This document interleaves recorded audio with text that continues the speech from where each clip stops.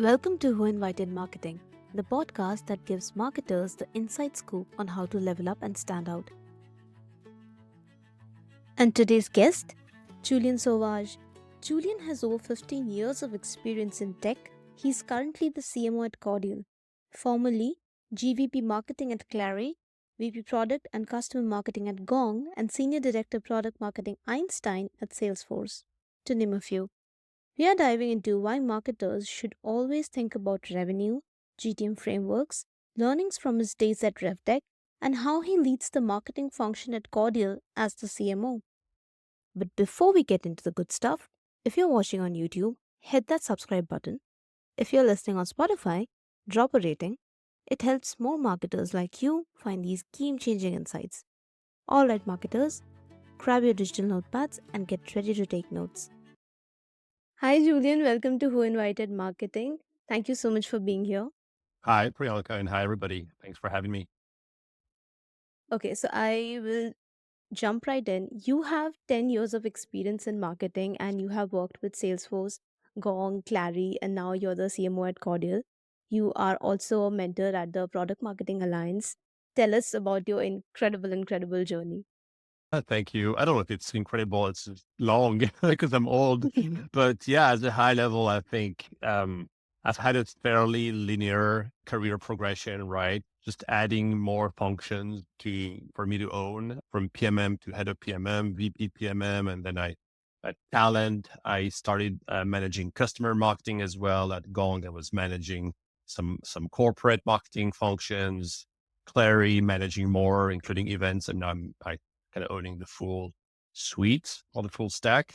And I think the lesson learned maybe here for everybody is that for me, the linear journey, like the incremental approach, was a good fit for me. Like, because I like to learn in increments and just build from what I think I've mastered and just add on top.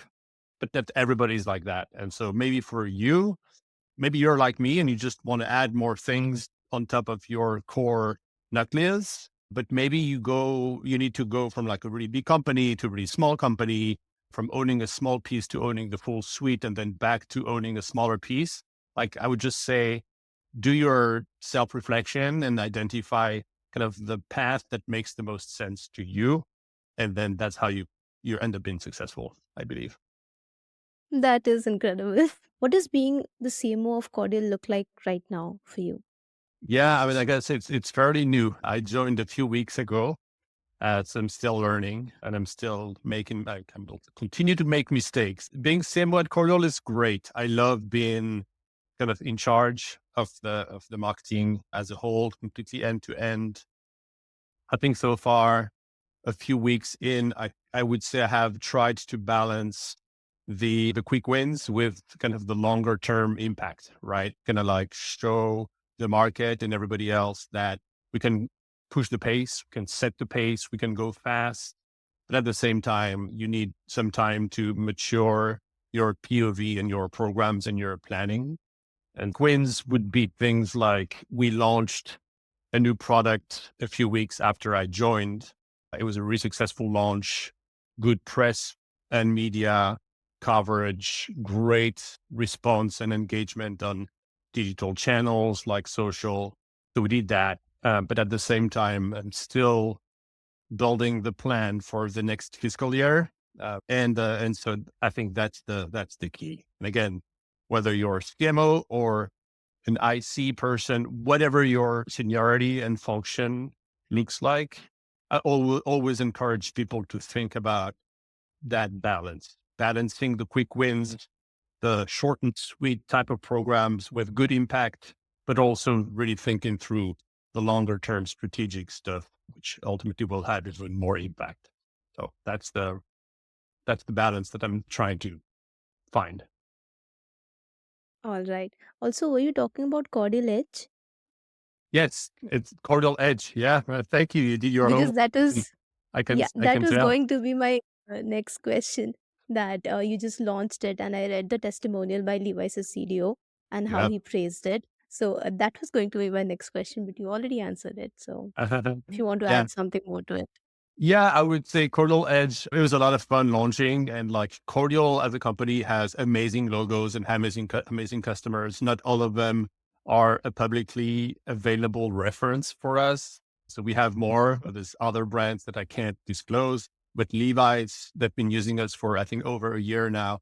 And only recently did they kind of agree to go public with us in terms of PR and comms. And so I'd say when you have a strong product and an amazing couple of customers using it, which is our case for a Cordial Edge, it's easy to create a compelling narrative and have just a good story to tell to the press and to everybody else. So I think I've been lucky, felt lucky on this one for sure in terms of That's timing. incredibly humble.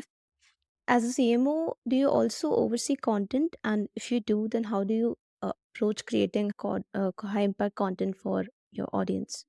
Yeah, it's a good question. I do oversee content. I believe that content has to be front and center in the marketing function. It really spans across the funnel, right? Oftentimes it's certain companies see content as only thought leadership and awareness stage and top of the funnel. Other companies see content as technical and product centric type of content, bottom funnel. Both these approaches are wrong. Content is throughout, and the only way to connect the dots is have a content strategy that really maps all the kind of the touch points and the buyer journey. Everybody is kind of like responsible for their respective channels content, if that makes sense. So the person owning press and social is responsible for the content that goes to these channels. The person owning email as a channel is responsible for the email content. The client, customer marketer is responsible for the customer content, which I think works to a certain extent. I think that all of those kind of streams of content through channels would ultimately ladder up to like the bigger strategy and programming to just, maximize the impact of content as a whole. So, you have gone from revenue intelligence at Clary to marketing automation at Cordial. So, how has this transition influenced your leadership style? Yeah, it's a good question. I was like thinking about that a little bit when I was prepping for this episode. I think it has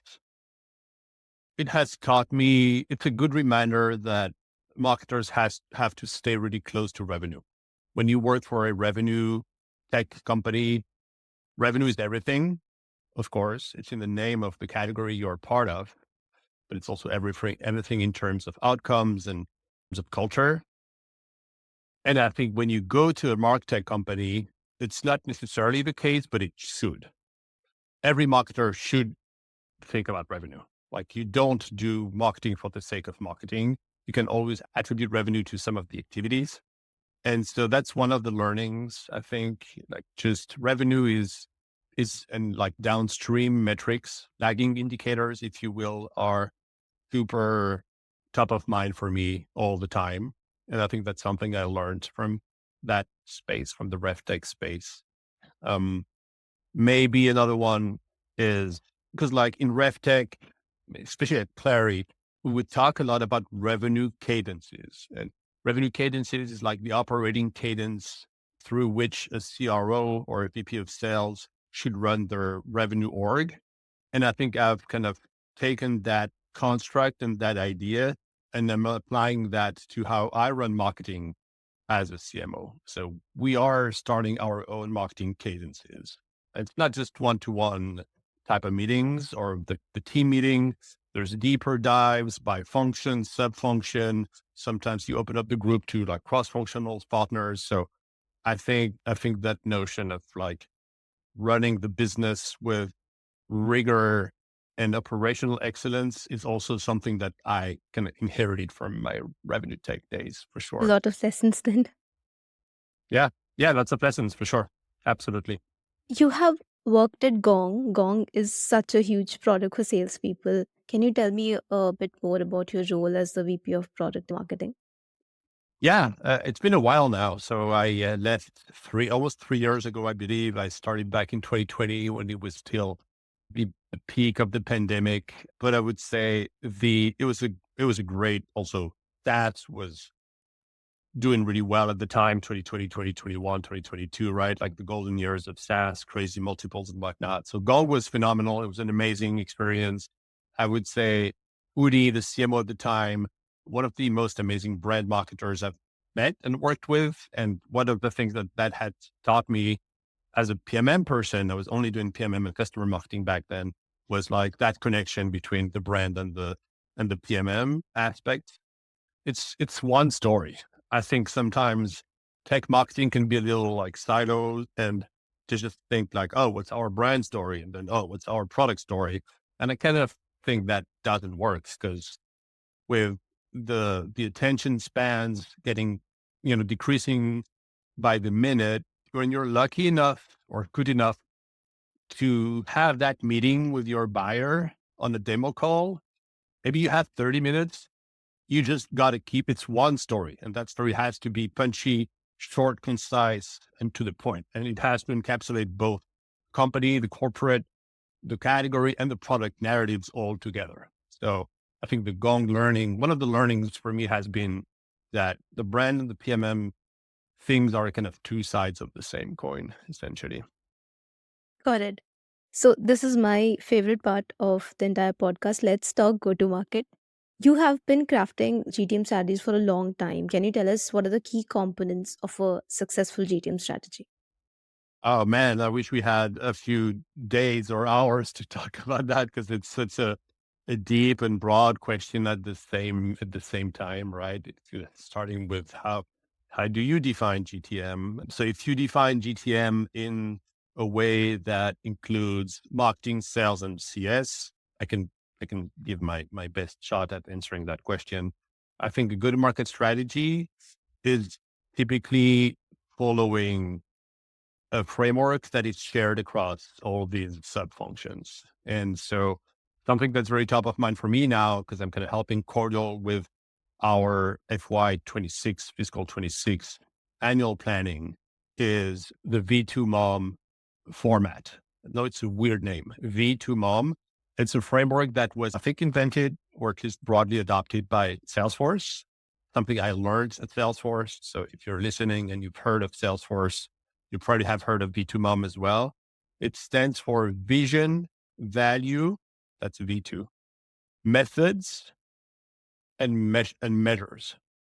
Vision, value, methods, obstacles, measures. Great framework. And so the best way to kind of drive some of that alignment between marketing, CS, sales, and really create that cohesive go-to-market engine is to adopt such a framework, V2MOM or others, in which basically you kind of break down the silos between the departments and everybody is kind of like working on the same, with the same values, the same vision, and has shared goals and responsibilities as well. So that's something that I really, really like. And I would encourage any company to take a look at it, no matter the size. You don't have to be Salesforce to be good at strategic planning. I think it's the secret weapon of efficiency. Being good at planning strategically ahead of time is what will help your company get to the next level for sure. Got it. Team. So, I'm someone who loves customer feedbacks. I think they're such good resources. What's an example of a time when customer feedback significantly changed your marketing approach? Good question. Very timely. It might not be the biggest example, but it's the most recent one. So it's probably a bit of like recency bias. But like we just mentioned Cordial Edge, right, Yes. Priyanka? So we launched that thing a few weeks back now in January. And so we did some testing on the positioning and the narrative options that we had. And we used a messaging testing platform to do that. Strongly encourage any PMM or web marketer, even ad marketer, like honestly, any marketer to take a look at it. It's called Winter with a Y, WYNENTER, winter.com. And so what we did is like we had two options for the messaging or for the narrative rather. The safe, I wouldn't say safe, but like the option that we could demonstrate right away with product and customer evidence, or the more forward-looking option, a little bolder, a little more like roadmappy, if you will. And so we tested both A and B. And so everybody said, yeah, I like B better. And then I took a closer look at that customer feedback and that data because I was wondering, why do people like Be Better? It's because, of course, it's bolder, it's more aspirational. But then one of the questions was around how would you like to see that narrative come to life? And a lot of people were, quite frankly, been like, enough of the hype around AI. Yeah, because the product is AI. Enough of the hype around AI. I just want to see the product. I just want to see the customer evidence, like just show me instead of telling me. And then my gut told me, oh, wow, well, maybe B is better, but not now. Maybe it'll be better for the future. Maybe we go with the least favorite or least voted option, option A, because that's the thing we can completely back up with all our product and customer evidence.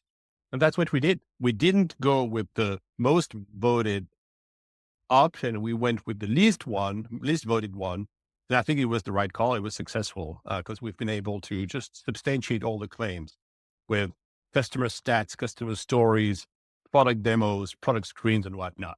So net, that's a good example of customer feedback kind of changing the POV, and also me and us, the team, kind of challenging the customer feedback data set because it's just data. And so you have to go deep to really make sense of it and really try to understand what truly the customer needs to That's hear. actually amazing.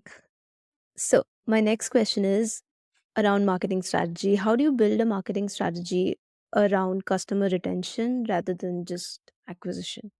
Yeah, it's a good question. I think, especially like the less golden days of SaaS retention, NDR, churn rate, name it the way you want, it has to be one of the top 3 KPIs of your company and as such of your programs. So for us, for example, we have NDR, growth rates or revenue growth and pipeline as like the big like KPIs that we pretty much follow as much as we can. So I'd say some examples of tactics that I think help with retention type of metrics would be all the customer marketing stuff, you know, building the right content, the right flows after the sale happened, nurturing them with the right programs and the right content.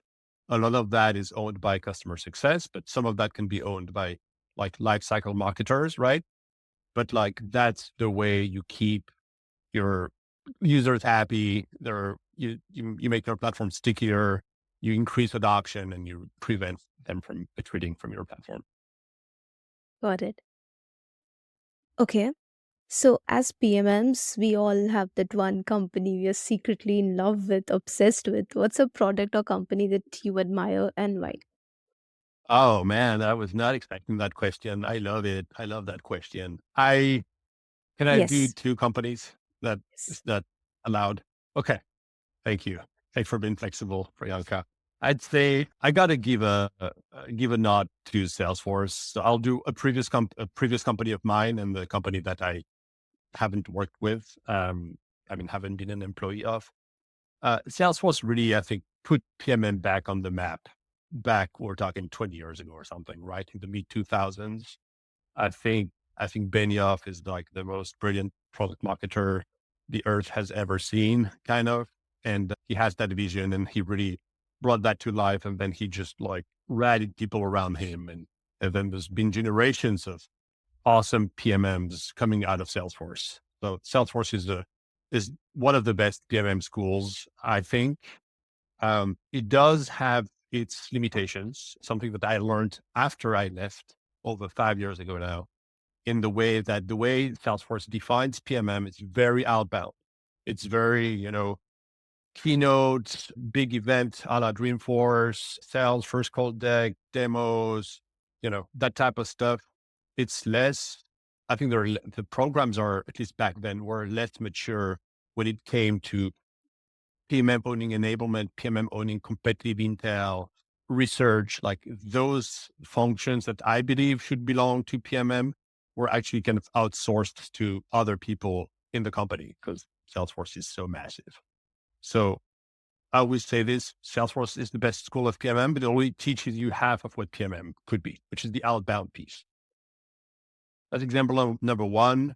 Sorry, you see, I'm a little get excited about your question, so that's why No I'm taking problem. time to answer. I would say the second one, yeah, I love all the stuff that Canva is doing. I think they're really strong at the storytelling. Of course, it's super visual, and they have really strong messaging. Their billboards and ads are a thing of beauty, and of course, it's easier in a way because the product is so intuitive, and a lot of us are using Canva as on weekends. I know I am, but like I really, I don't know who heads up PMM there or who's the CMO, but I think they do a really good job telling that story in a very compelling and visual way. Completely agree. I'm also obsessed with Canva. Nice. You're not So alone. this brings us to the last question of the show. What's the one book, podcast, or resource you'd recommend for someone who's looking to improve their marketing skills? Yeah. I mean, man, same. It's so broad. It's hard to tell. So maybe I'll give you a few examples Yeah. if that's okay.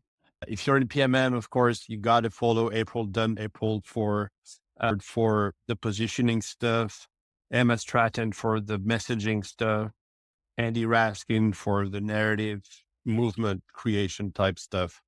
Those aren't kind of table stakes, so I'm sure I'm not like teaching anything to anybody. I'm big in like category playbook, category design. So Category Pirates is a must read and must listen. Play Bigger is their like bestseller type of book, right? Christopher Lockhead on marketing. Like those are just amazing resources that everybody could check out if like category could be a good play for your company. The last thing, maybe less obvious than these cohorts of people would be, I actually think there's a lot to learn in non-business podcasts. I think the business podcast framework has become a little bit like done and overdone, and everybody's kind of saying the same thing and the same questions are being asked. And it's just like it's a blueprint, and you can tell that there's less innovation happening. And so I love listening to kids podcasts, for example, with my kids, or I love listening to like music podcasts, like something that's completely out of the tech world, because it just reminds you of, I think the value of um, the creativity and the questions they ask and the engagement they get. It's just a good reminder of like trying to infuse some of that non-tech vibe into our tech lives.